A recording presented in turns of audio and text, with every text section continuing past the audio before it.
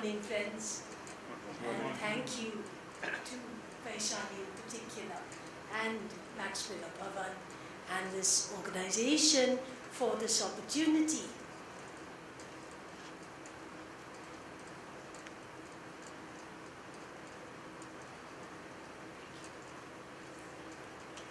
My talk sounds rather vague, defining the workspace. This picks up a little bit on what Vaishali was just talking about. That culture in itself is so multidimensional. It's not national culture alone, nor is it corporate culture. It's even the ethos of learning. It's even that exploration, or trying to find out how one would manage in a world that is completely changing at every moment. As we were discussing in our coffee break, even if Europe is experiencing temperatures like 40 plus centigrade, that gives you an idea of how completely different things are at the physical level. What more at the level of the mind, at the level of mindsets or communication. I am going to talk to some extent on some of the best practices that we are adopting in the IT industry and in many knowledge-based industries worldwide to deal with this VUCA world.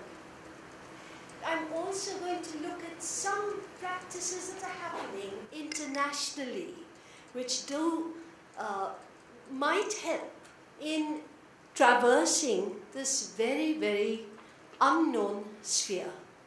That might help us to define space rather than be defined by it, or be constrained or maybe crippled by it. This gives you an idea of some of the points that I'd like to talk about, being defined or circumscribed when applying intercultural models. That's one idea which we will be looking at trickling down across the other main areas of the talk.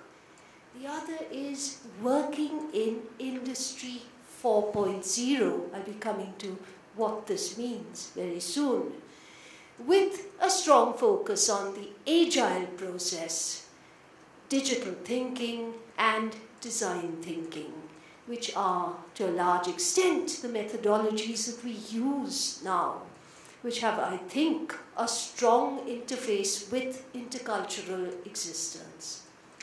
And of course, we can't just remain where we are when the world is slipping by so suddenly. We need to prepare for the future to the extent that we understand it. And that's where preparing for society 5.0 comes into the picture, with some of the skills like cognitive flexibility, curiosity, ethics, and corporate sustainability. I know it does sound like a bit of a rattle bag. You might even accuse me of sticking together a lot of buzzwords, but I would like to point out some of the ways in which some of these perspectives are actually being used and are forming the ground for the future. When it comes to intercultural models, and here we're speaking chiefly of the main ones, Hofstede and Trompenaars in particular, very useful models. Let me not act as if I'm trashing them.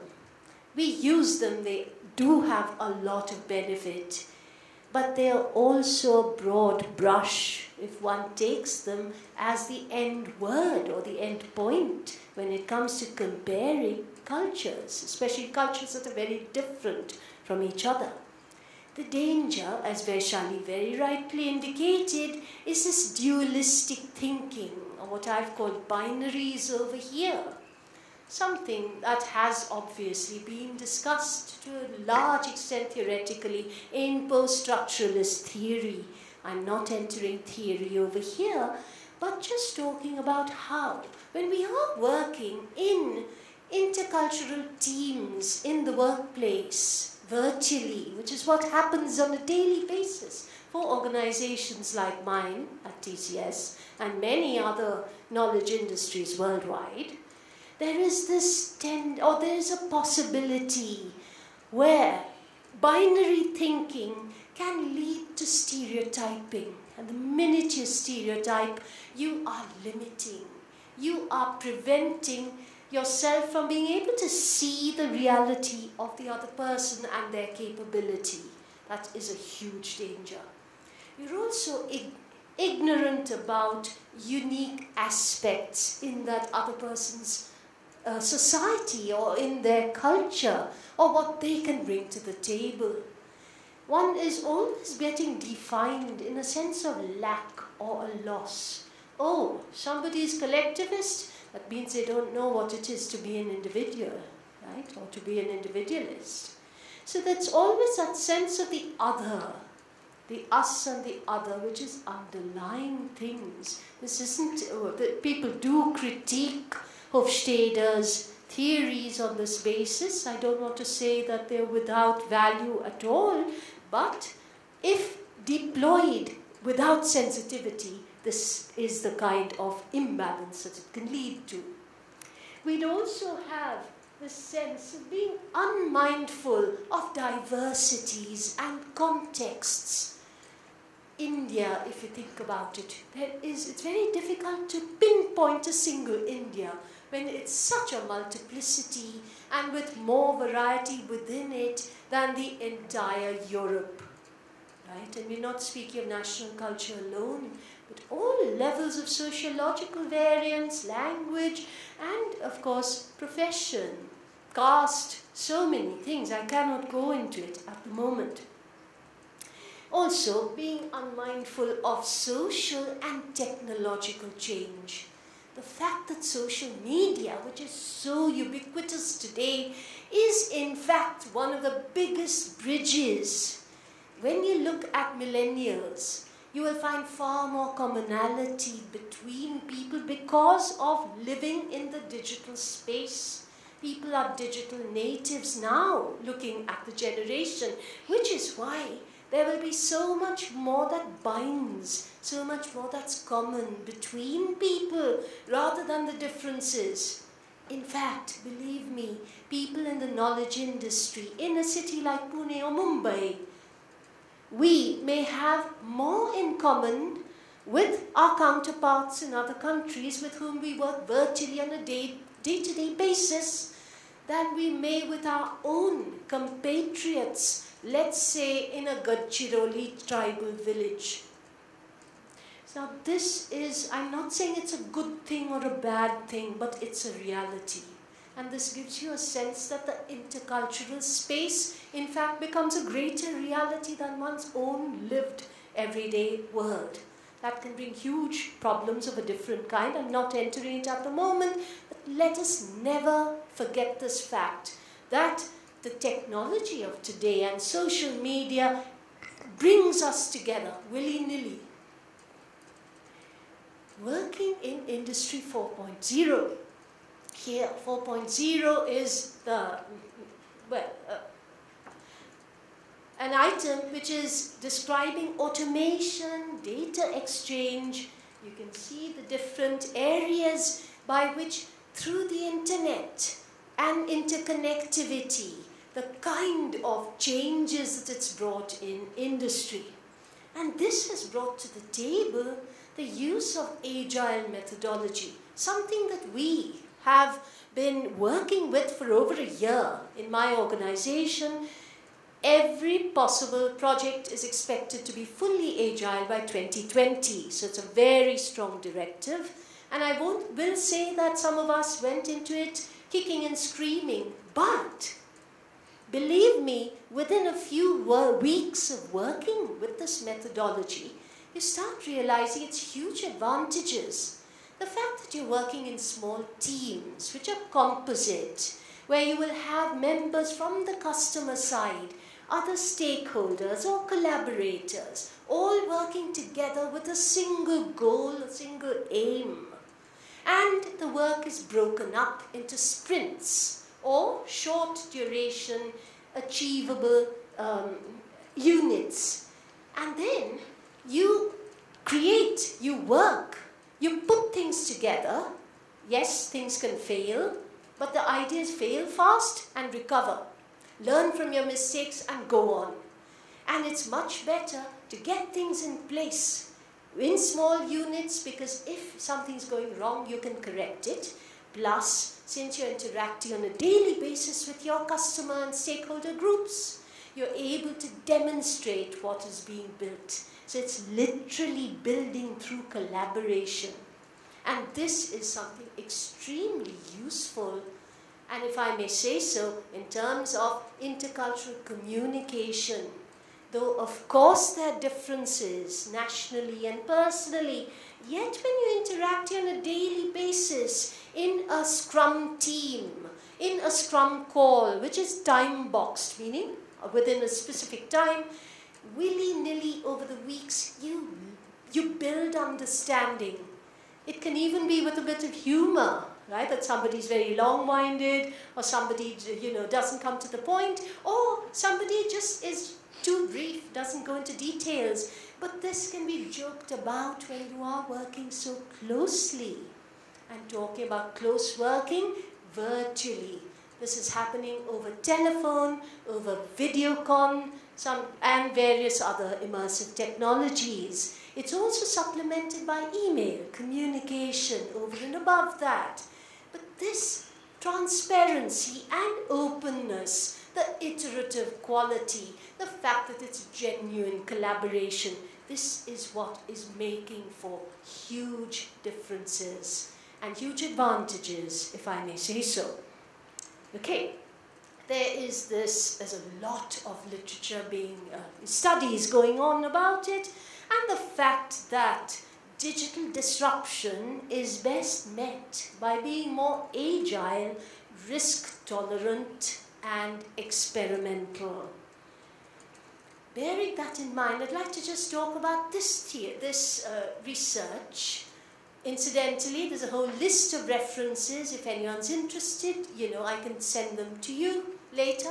This particular study has analyzed the fact of how agile, which is very deeply American, because it stems from American researchers, but the fact that it expects people to be upfront and communicative and speak across hierarchies, speak directly about problems or about their successes, something which is endemic to American communication patterns, not necessarily to others. In fact, maybe very antithetical, let's say, to the Japanese traditional pattern of communication or many Indian patterns.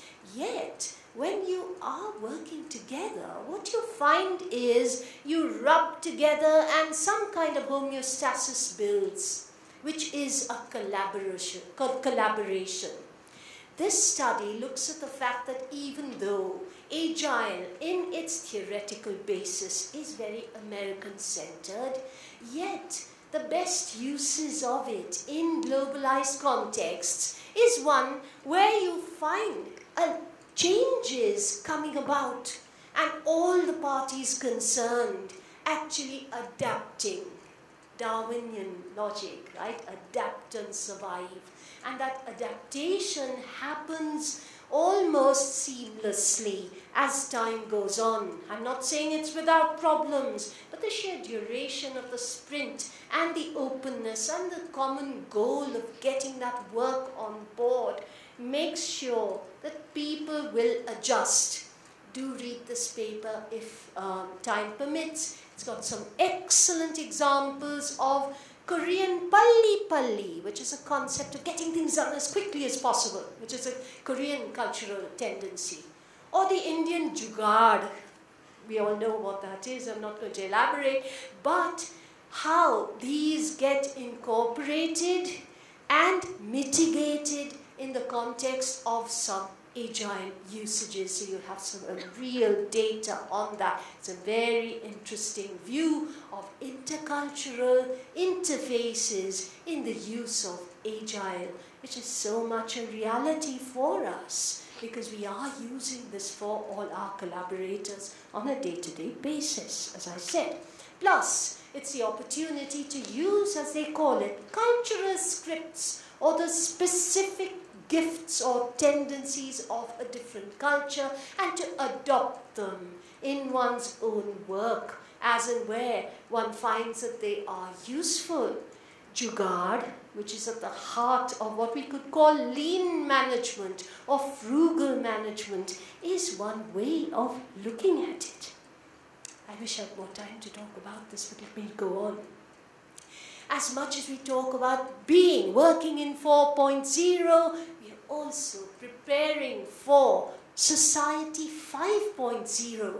Now this is the brainchild of Japanese Prime Minister Shinzo Abe, who has spoken a great deal of preparing for a highly automated society completely conditioned by artificial intelligence and robotics, because these are the tools which would help a rapidly aging society to be sustainable. And this is something that doesn't apply just to Japan, but all over the world. Incidentally, it was in July 2018, less than a year ago in fact, that a German university, I think it was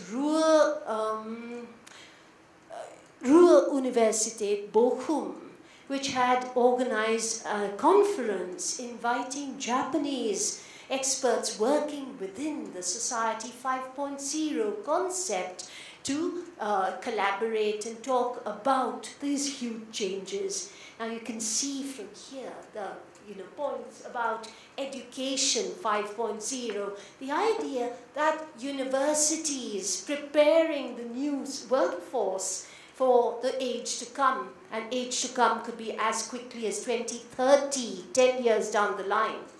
It is a combination of artificial intelligence, machine learning, data analytics, and design thinking, critical thinking, agile methodology, and foreign language learning, intercultural skills, anthropology, and the liberal arts. In fact, business leaders worldwide, including John Iwata of IBM, senior HR manager of IBM, speaks about the need to inculcate liberal arts as well in this mix. That's another thing about agile methodology. You bring different skill sets together so that you get different perspectives, and the solution or the product that's created is as enriched and applicable as possible. This is something that Education 5.0, which is being inculcated very distinctly as the education for the future, to be instituted right from school upwards. This is where organizations like mine, working in the US, you have this wonderful initiative called Ignite My Future at schools, where IT engineers in their free time would be encouraging STEM education among school children, among high school students, encouraging them to take up projects and to use this confluence of skills that we see over here. So that entire curricula have been built. Teachers have also been taught. So you can see a lot of confluence between the industry and the educationists at various levels. This is one aspect of CSR. I'm jumping a little over here, but it gives you an idea of how to be sustainable as an organization when you're globalizing. That it's not the earlier mindset where you grab all the goods and you take them back to your home country. Not at all. Now, the idea is bring benefit to each local center where you're working. Be relevant to the communities in which you work. Doesn't this sound like a kind of answer to the huge problems pertaining to immigration, etc., that are besetting the world today? This was a logic that J.N. Tata, who started the Tata Group in 1868, this was his dictum. Bring benefit to the community in which you work. Let's not forget, he, in the 19th century, one of the first big industrialists of India, which set up this group, is also the inheritant, or let's say a person from immigrant ancestors who came to this country in the 8th century, right? So it gives you an idea that immigrants are not just a drain on reserves, but may in fact open up an entire economic model for you, not to speak of bring huge wealth to the country. These are just side points. Let me also mention the importance of ethics, that as much as one goes into the digital space and the cultures of digitalization, the importance of philosophy and ethics is very, very central. Let me end once again taking a leaf from Vaishali's book, talking about the Brihad Aranyak Upanishad, where there's a story of Lord Prajapati, the creator, calling all his sons to him for a valedictory function at the end of their education. And his students were men, the gods, and the demons. And he had this advice for each of these three groups. He said, to man, datta. Datta means give, be generous. To the gods, he said, dayadvam, be compassionate. And to the demons, he said, damyata, hold back your violence. Couldn't this be a great message for us in learning in this age, preparing for Society 5.0? Datta dayadvam damyata da. This is what the thunder said, right? And we have thunder happening now. It gives us an idea of how intercultural space is something that intersects with all the growth that is coming upon us, and that we work with it intelligently such that it can be inculcated in the most positive way possible with the least possible destructive force. Thank you.